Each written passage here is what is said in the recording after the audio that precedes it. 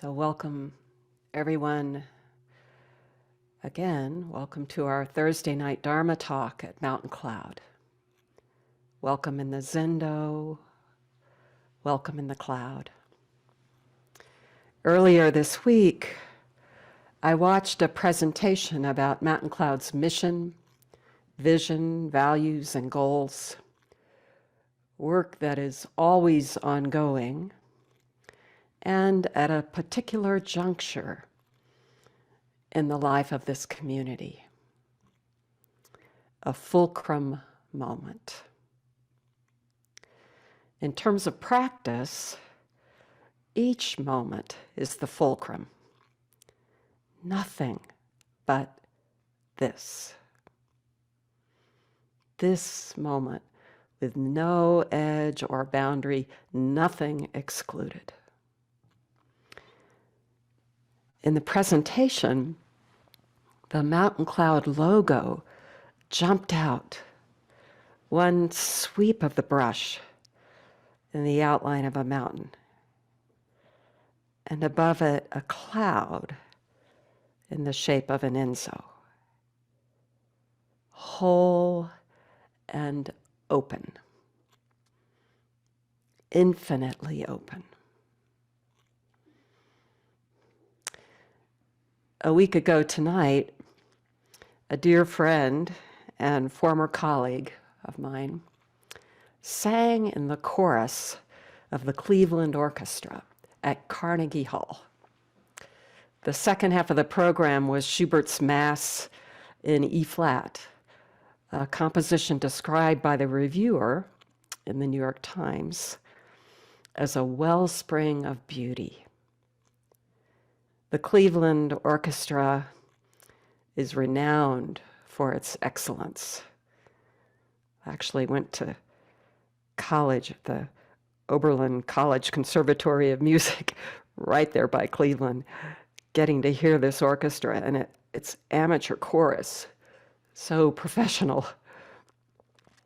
But on this night, as throughout the pandemic, the chorus performed wearing masks. The reviewer wrote, "This work had the sense of awe baked into its scale, but the clarity of chamber music." That awe and clarity. The Latin text intelligible despite face coverings throughout the choir. The melodic line traveling with ease among the instruments. The Mass is dramatic, sometimes full on fortissimo, but it ends in quiet with the movement Dona nobis pacem, grant us peace. Texting afterward about the experience, my friend, who's a Star Trek fan, wrote, "Like William Shatner after his flight to the edge of the atmosphere, I hope I never recover from this." 2 days later, on the eve of the Lunar New Year, a man armed with an automatic weapon entered a dance hall festival in California and shot 11 people dead, another 9 injured. We watched the news Sunday night in horror, bizarrely familiar. And the next day, I went to search the news for updates. Couldn't be there to leave flowers at the gate or stand in the crowd with candles, but we could at least watch and bear witness. But the news wasn't about that shooting. Another shooting had already happened in 2 locations, 7 killed and 1 more critically injured. Our practice tells us one body. One body in so much pain, it will attack itself. One body pouring itself out in compassion, unconditionally one, excluding nothing.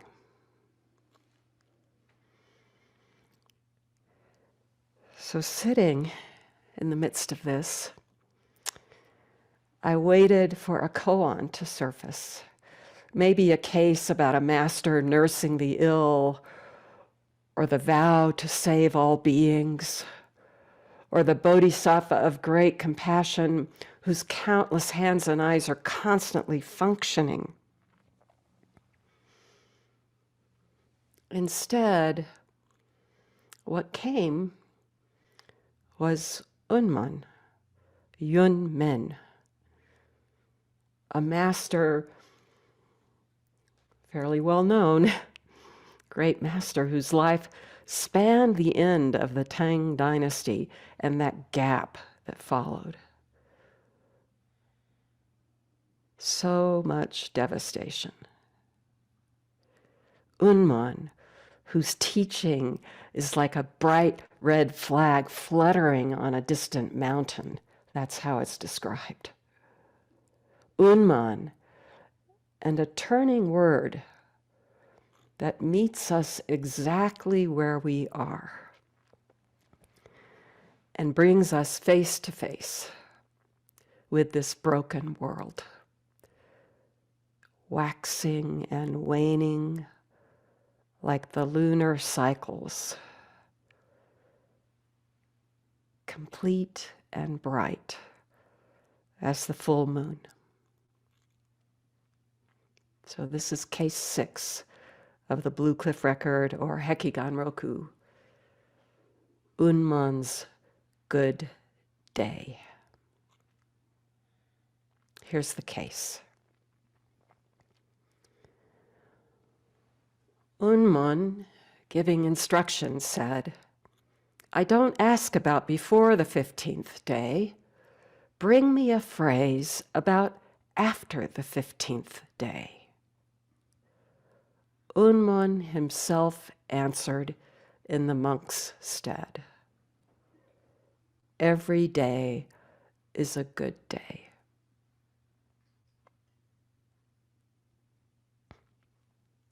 End of case. Every day is a good day. Keeping company with these words today, I recalled a conversation with my father from years ago.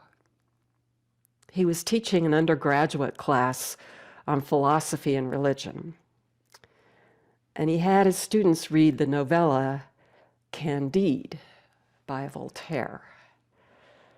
Candide is a coming-of-age story and a satire on the good life. It plays on the phrase, the best of all possible worlds.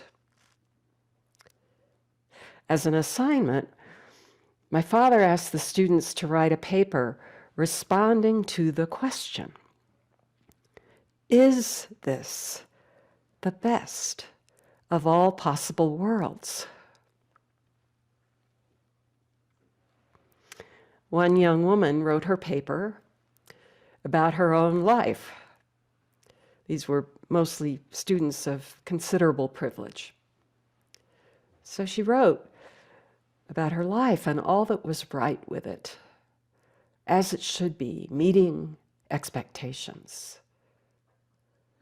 And based on her experience, she concluded, yes, this is the best of all possible worlds.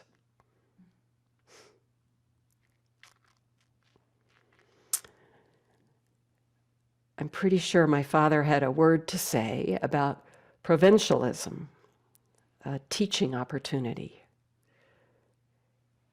All is well with my life, so it's the best of all possible worlds. Unmon's every day is a good day is nothing like that.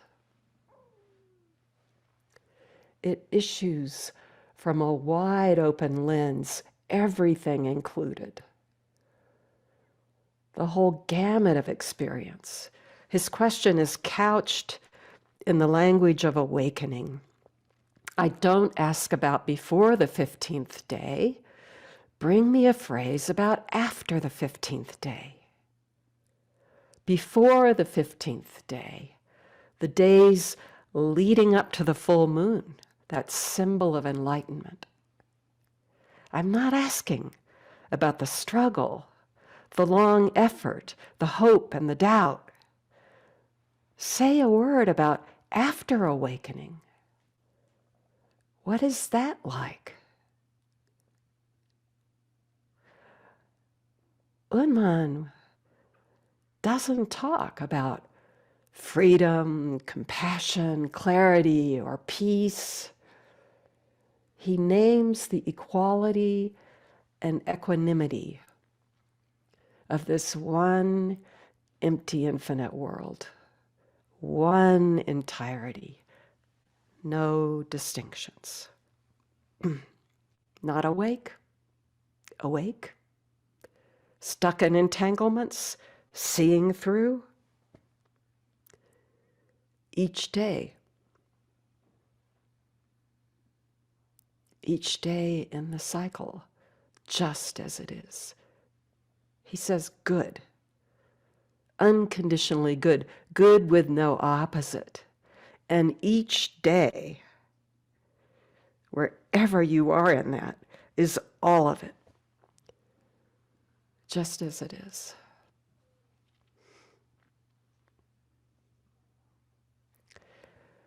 This is not to say that bombs falling in Ukraine, God,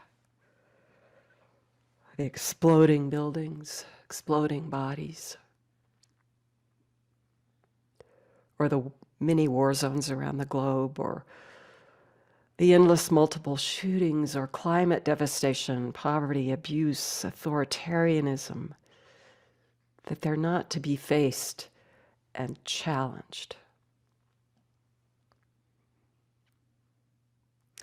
I remember Ryon Roshi, the abbot of Sambo Zen, who's been here at Mountain Cloud a few times. He was once asking us, this group of teachers, about 60 people, if a problem arises, are you strong enough to face it? He wasn't just talking about human character, the character even that we, grow and develop in this practice. It tends to foster that. Can you meet what arises in the light of who you truly are? Are you clear about what that is, what this is?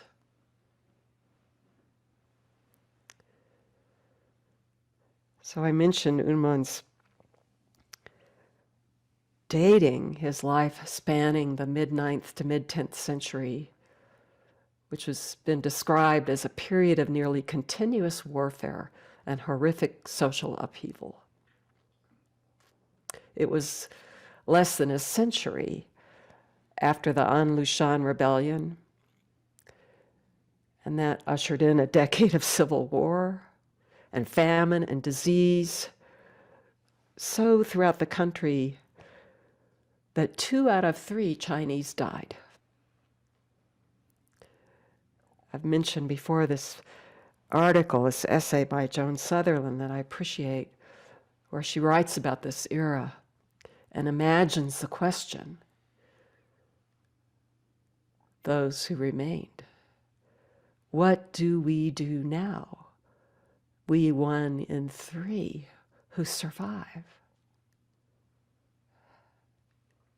And then Unmon was born into the aftermath.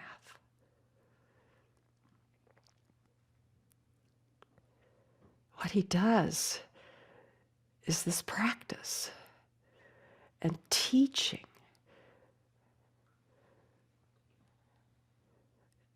That reaches us here, now, so alive.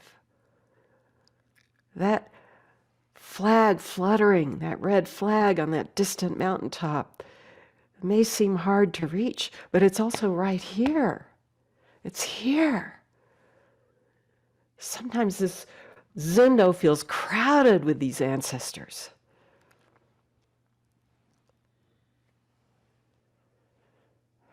The accounts we have of Unmon's life, memorable, riveting, they've been brought a little bit into question by scholars lately, but scholarship has a way of going this way and that way. Bodhidharma was for a long time thought to be a composite figure. Now there's sort of a consensus that really Bodhidharma lived. Something along the lines of the story that we have. For Unmon, he started out with several different masters, and then he ends up with this very severe master, Bokshu. Bokshu would just hear the footsteps of a monk coming to Doksan, coming to that face-to-face encounter with the teacher.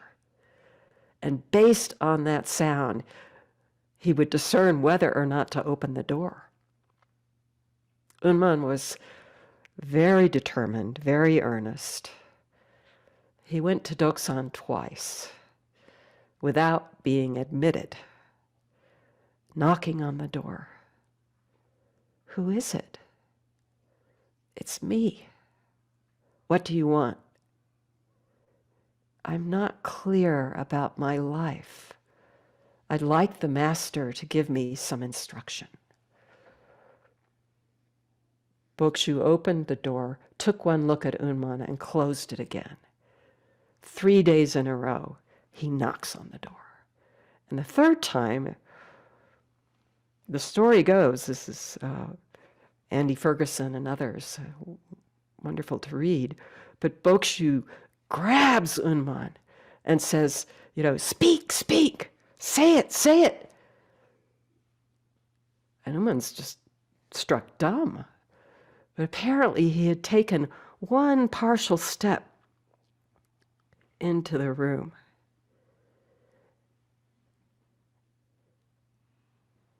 He starts to open his mouth, and Bokshu gives him a shove and says, too late. Then he slams the iron gate shut, catching Unmon's leg. And, as is told, breaking it. Unmon immediately awakened. Everything shattered. Gone. Yamada Koan writes about this, neither subject nor object, relative nor absolute, just ouch. Unmon's great enlightenment.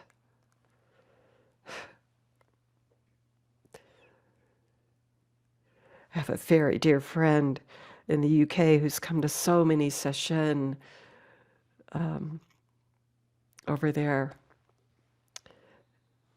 And she fell on the ice, slipped, and broke her leg. And people were rushing to her aid, and the first thing she thought was, didn't awaken.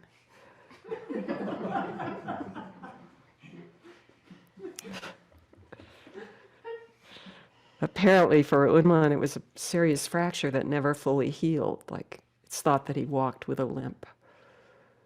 And even that for the rest of his life, they, were sitting on the ton like we used to have here, and elevated platform, and that injured leg would just dangle.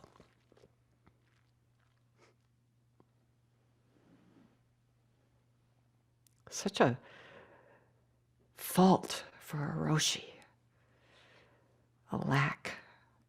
Great master who can't properly sit.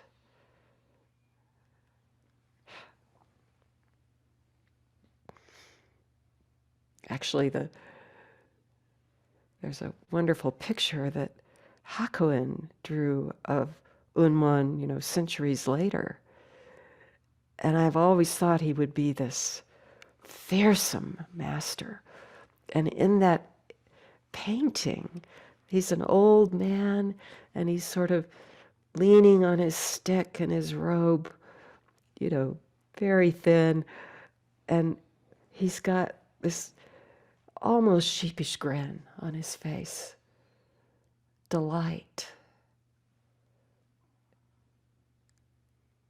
When he was about to die, Unmon assembled his monks and gave a talk that ended with the line, "Coming and going is continuous. I must be on my way." It said that he pulled his dangling leg up into full lotus posture and died. Unmon apparently wanted nothing to do with a memorial service or posterity.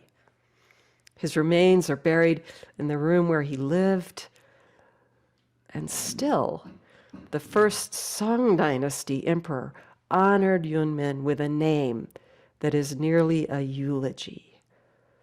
Zen master, great compassionate cloud, delivering truth, vast clarity. Unmon knew this Saha world, this world of dukkha, suffering or dislocation, of birth, old age, illness, and death. And still, and so, he offers his teaching, delivering great compassionate cloud of vast clarity. Every day is a good day. So how are we to enter, to taste and see, to let dissolve any trace of hindrance in that great cloud of compassion and clarity? In one teaching, Unmon says to the assembly, "Every day you come and go asking endless questions.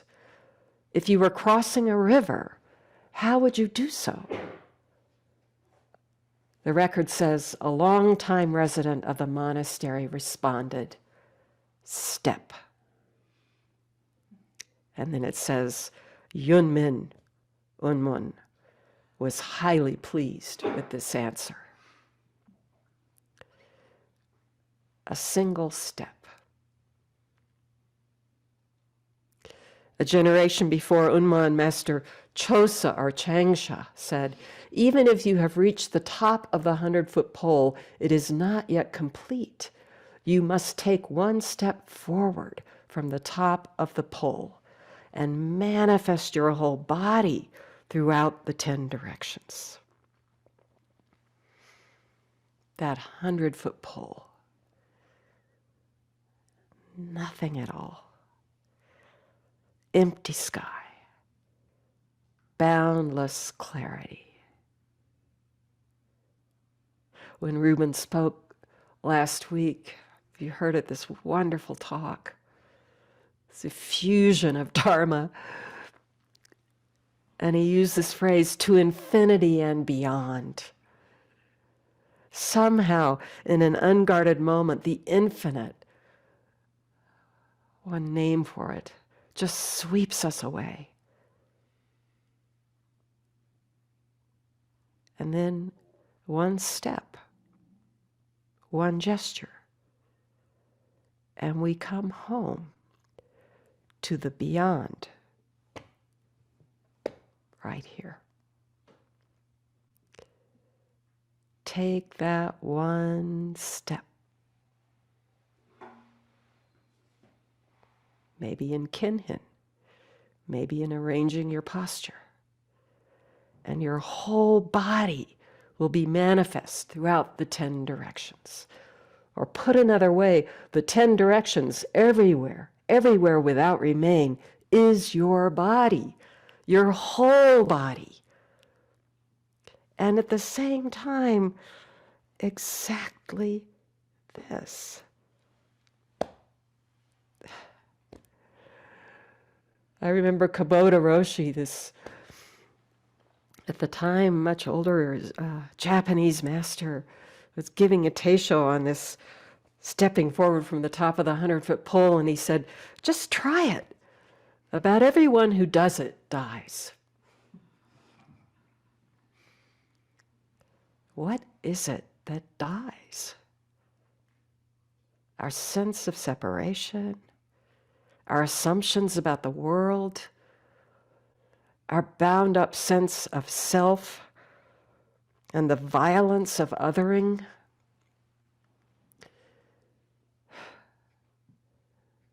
Came across this line by Nyogen Roshi, a Maizumi Dharma heir. Said, the old masters have told us it's safe to step from the top of that 100-foot pole. Once you do that, every day will be a good day. Actually, already so. But the only way I know to see it, be what we are, is to have our hearts broken all the way open, open without remain. This very body.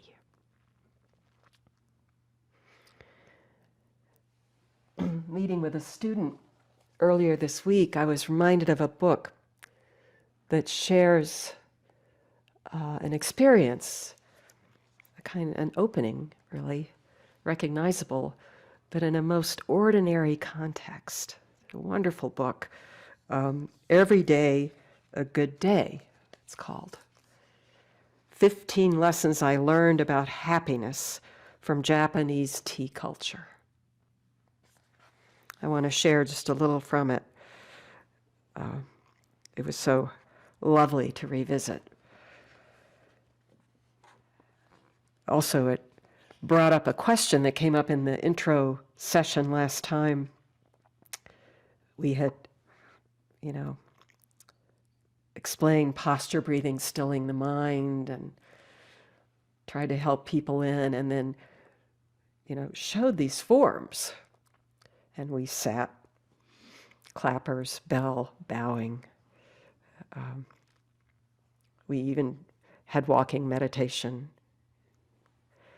And at the end, there was a Q&A, and one young woman said, what about all these forms? It's so formal. Where's the joy? There were answers to that, responses, but this resonates about these forms. This young woman is, just quickly, her cousin convinces her to go with her to tea lessons. And she doesn't really want to do it, but she just decides, why not? So they start in. And early on, here's her description. In essence, tea is nothing more than making a single bowl of tea. But this simple act is governed by so many rules. Which foot you use to enter the tea room, and how many steps you should take to cross a single tatami.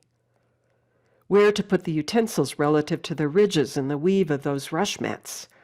How deep into the cast iron kettle you should dip the bamboo ladle to take a scoop of hot water. Even the height from which you should pour that water. Every little movement must be molded to fit the prescribed form. Maybe we're more at ease than that. She goes on, at first, I felt terribly uncomfortable as I tried to squeeze myself into that mold. I would ask my teacher about why we did something, but she would never explain the reason, merely telling me that it didn't matter why. When I tried to make notes during the lesson, she scolded me, saying that I mustn't think with my head. I had no idea what I was really doing. To make matters worse, kneeling for so long made my feet go numb and feel like they belonged to someone else. Then I'm just going to jump to the end of these 15 lessons, little lessons along the way.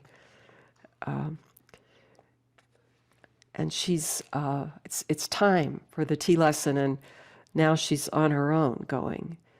And it's a day that is pouring rain, as I've only seen it in Japan, this deluge. And she just, I don't want to get wet, don't want to, but she goes.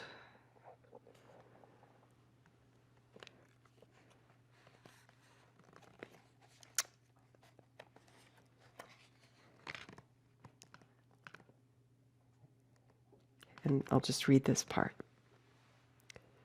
She arrives in the rain. They settle in. All at once, the deluge intensified. It felt as if Sensei's house was under a waterfall. In fact, it was rather frightening. With the shutters on the southerly side closed, but the rest open, the tea room was enveloped in a gloomy, peculiar atmosphere. I felt quite helpless in the face of that overwhelming noise. It reminded me of nights when a typhoon was raging outside. Despite my anxiety, it was oddly thrilling. And I suddenly felt a closer connection to everyone around me. The rain pounded the roof and windows, all but drowning out every other sound within the wooden house. The downpour was so loud that I could visualize it as clearly as if I could actually see the scene outside. Vapor spraying up from the black-tiled roof like white steam. Muddy water splattering as it surged out through the spouting. All the foliage in the garden left bedraggled by the cloudburst. Fat raindrops bouncing off the broad leaves of the paper plant with a rattle like a fusillade of dried beans. Shining wet camellia leaves trembling slightly. The sodden, drooping blades of the broad-leaf bamboo. The young leaves of the grapevine under the eaves rustling as the deluge whipped about them, exposing their pale undersides. The whole garden wild with joy as the torrential rain washed over each and every leaf. Water cascading onto the eaves from the roof with a rat-tat-tat. Giant puddles with surfaces churning so hard in the rain, they looked like fish scales. Cars throwing up spray as they drove along the road, its asphalt surface transformed into a river. I felt as if I could hear every single raindrop. It was something like listening to music, when you can identify each instrument from its timbre, bass drum, timpani, marimba, maracas, and it was interwoven with similar clusters of sound from further away, forming a magnificent, multi-layered symphony of rain. Never before had I listened so intently to the rain. I felt as though I was plunging into a jungle of torrential noise. My heart pounded. It was raw and terrifying, but I wanted to keep going, even deeper. I was nothing but a pair of ears. My hearing seemed to suddenly sharpen as I pushed past some kind of barrier. Huh? She writes. For a moment, my ears felt as though they were blocked. All at once, I was in a huge open space where silence reigned.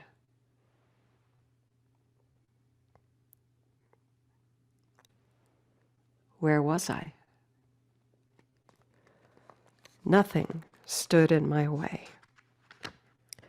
The strain of trying not to get the procedure wrong, my ever-present work worries, the chores waiting for me at home that day, it was all irrelevant.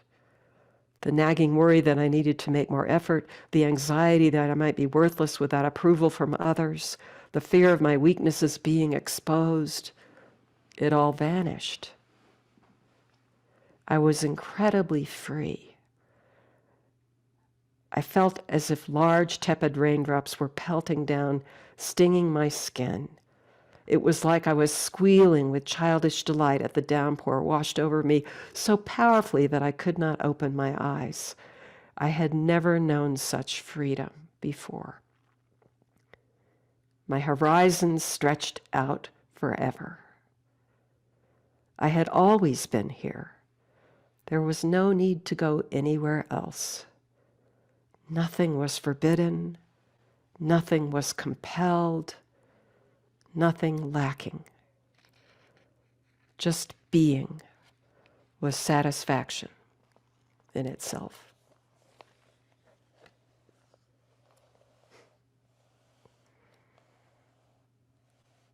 The world calls to us in 10,000 myriad ways. One tradition says, tikkun olam, repair the universe.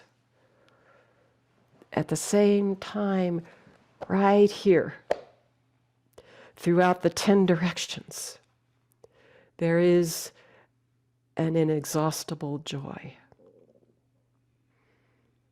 So let us meet it at the quick, and let the whole world awaken. Thank you for this shared practice.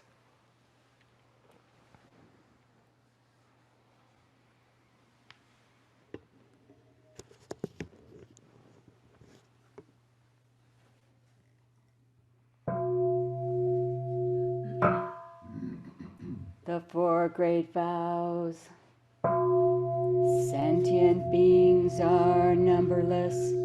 I vow to save them. Delusions are inexhaustible. I vow to end them. The Dharma gates are boundless. I vow to enter them. The enlightened way is unsurpassable. I vow to embody it. Sentient beings are numberless. I vow to free them. Delusions are inexhaustible. I vow to end them. The Dharma gates are boundless. I vow to enter them. The enlightened way is unsurpassable. I vow to embody it. Sentient beings are numberless.